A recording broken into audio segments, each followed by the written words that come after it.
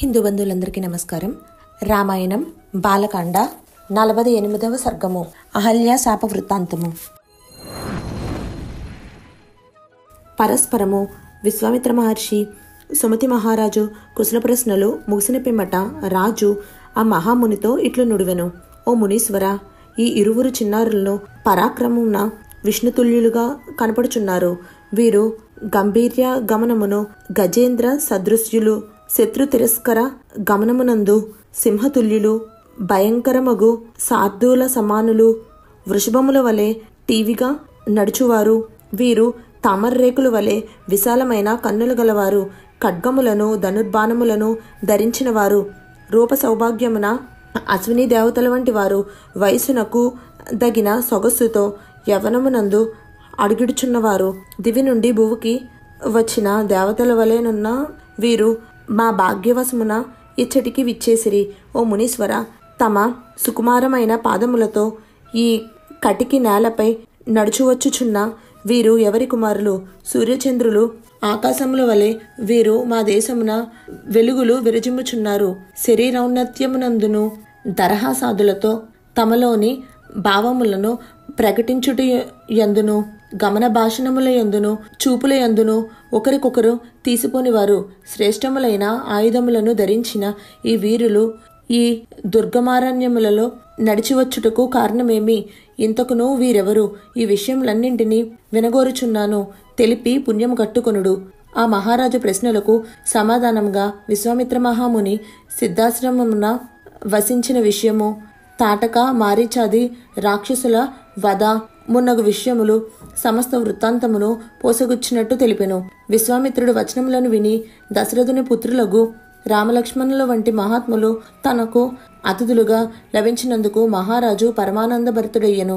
మహాపరాక్రమవంతులు, సత్కారానికి అర్హులు అయిన ఆ రాకుమారులకు విద్యుక్తంగా పరమ సంతోషముతో పూజలు సెల్పెను. రామలక్ష్మణులు సుమతి మహారాజు నుండి చక్కని గౌరవ సత్కారములను అందుకొని ఒక రాత్రి అచ్చట గడిపిరి. మరునాడు వారు విశ్వామిత్రుని వెంట మునులతో కూడి మిథిలా నగరమునకు బయలుదేరెను.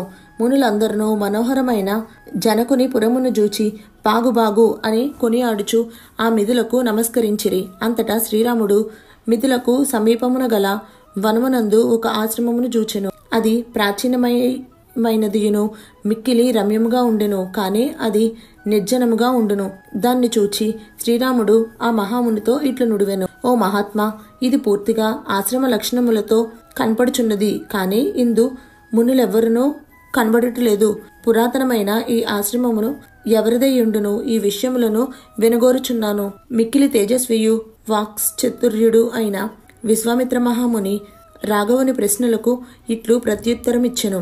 ఓ రామా, భలే, నీవడిగిన ప్రశ్న ఎంతయూ సముచితముగా ఉన్నది. ఈ ఆశ్రమము ఒక మహాత్ముని కోప కారణముగా శాపమునకు గురి అయినది. ఈ విషయమును అన్నింటినీ తాటతెల్లముగా వివరించెదను, వినుము. ఓ నరశ్రేష్ఠ, ఇది మహాత్ముడైన గౌతమ మహర్షి ఆశ్రమము. ఇది ఒకానొకప్పుడు దివ్య శోభలతో విలసిల్లుచు దేవతల పూజలను సైతం అందుకొన్నది. వాసిగాంచిన ఓ రామ, పూర్వకాలమున ఆ గౌతమముని తన భార్యయగు అహల్యతో కూడి ఈ ఆశ్రమమునందు వసించుచు పెక్కు సంవత్సరములు తపస్సును చేసెను.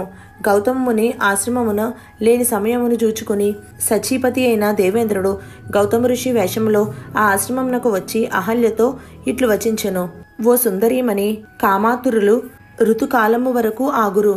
ఓ తరుణి, నీతో సంగమింపగోరుచున్నాను. ఓ రఘునందన, అహల్య గౌతముని వేషములో వచ్చినవాడు ఇంద్రుడని తన తపశక్తిచే గుర్తించెను. దేవతలకు ప్రభువైన ఇంద్రుడు ఈ విధంగా పలుకుచున్నాడేమో అనే విషయమును ఆమె బుద్ధికి తోచక పెక్కు విధములో ఆలోచించెను. పిమ్మట ఆమె ఆ అమరేంద్రునితో ఇట్లు నుడివెను. ఓ సురశ్రేష్ఠ, నా దాంపత్య జీవితమున నేను సంతుష్టిరాలను. నీవు ఇచ్చటి నుండి వెంటనే వెళ్ళుము. ఓ సురపతి, అన్ని విధముల నా గౌరవములను నిలుపుము. పిదప ఇంద్రుడు నవ్వుచు, ఓ సుందరి, నీ విశిష్ట రీతికి సంతసించితిని, వచ్చిన విధముగానే వెళ్ళెదను అని పలికెను. ఓ రామ, ఇట్లామెతో పలికిన పిదప గౌతముని వచ్చునని శంకతో భయపడుచు అతడు ఆ పర్ణశాల నుండి త్వరగా బయటికి వచ్చెను. ఇంతలో గౌతమ మహర్షి పర్ణశాలకు రానే వచ్చెను.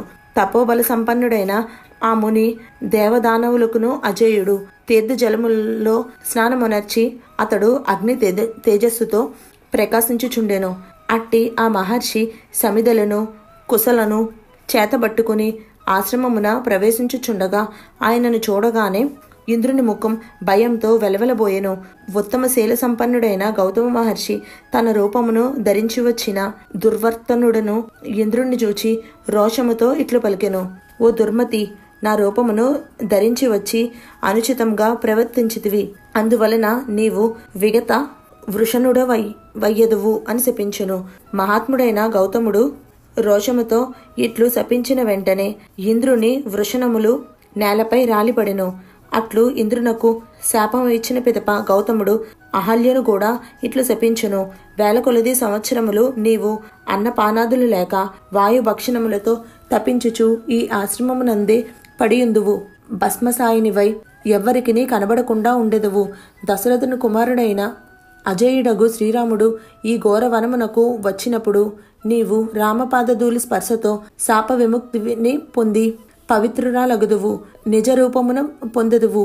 ఓ దుర్వర్తనురాల, శ్రీరామునకు అతిథి సత్కారములను నెరిపిన పిమ్మట లోభమోహములో నశించి సంతోషముతో నన్ను చేరదువు. మహా తేజస్వి అయిన గౌతముడు అహల్యతో ఇట్లు పలికిన పిమ్మట ఆ ఆశ్రమమును వీడెను. అనంతరము ఆ మహా తపస్వి సిద్ధులు చారణులు నివసించినట్టి పవిత్రమైన హిమవత్ పర్వత శిఖరమునపై తాను ఇంద్రుని అహల్యను శపించిన పాపమును తొలగించుకున్నటకై తపమాచరించెను. ఇత్యార్షే శ్రీమద్ రామాయణే వాల్మీకియే ఆదికావ్యే బాలకాండే 84 सर्गः।